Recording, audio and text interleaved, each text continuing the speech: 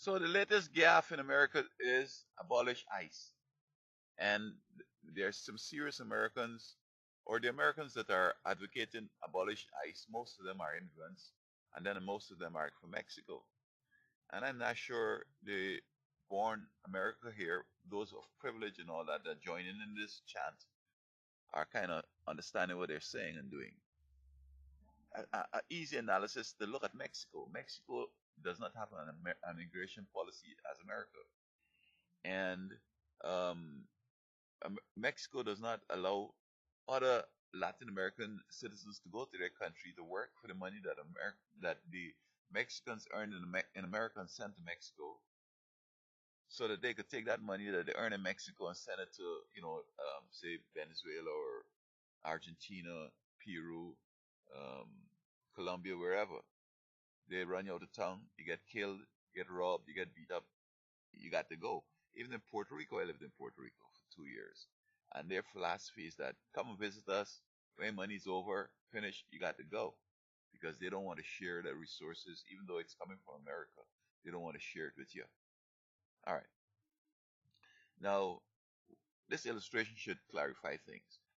If the government supports every American with $1,000 a month, and there are 1,000 Americans, which means that each is going to get $1,000 a month.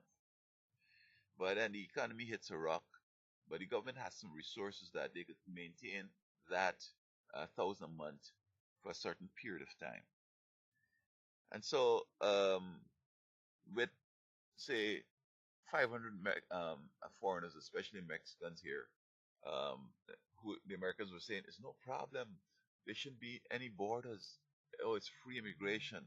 They don't talk like that in Mexico, but these folks up here smoke so much and don't understand reality that they come to all this, kind of funny um, gaff and views.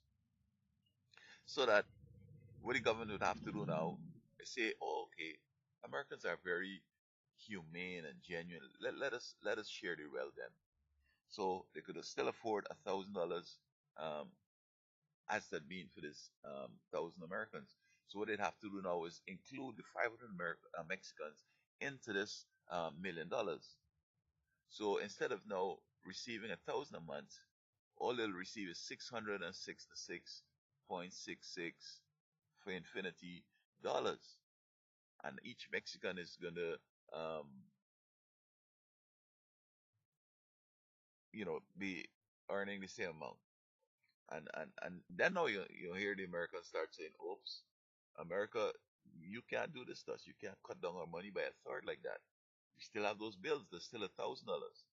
But hey, you said let the citizens come in from Mexico. That's no problem. It's one love. So we just have to, pass love on. We have to share the money around." But a better illustration would be this. Here's this not the elderly per se, but the kids are gone to college and married and whatever, so they have an empty house.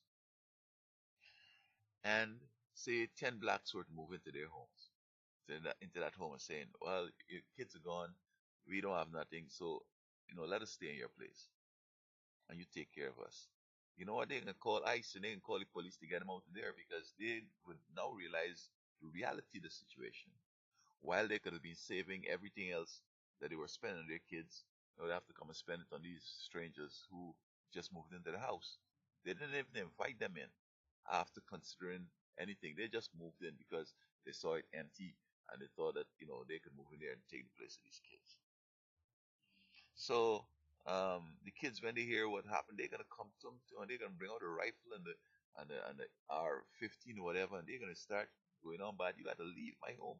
My parents can't afford to have you here. They're old, and their money they have is for their own pension. So this is how it should be. I think that a country should be able to plan its immigration policy in that they know that what it will take to support people if there's an emergency.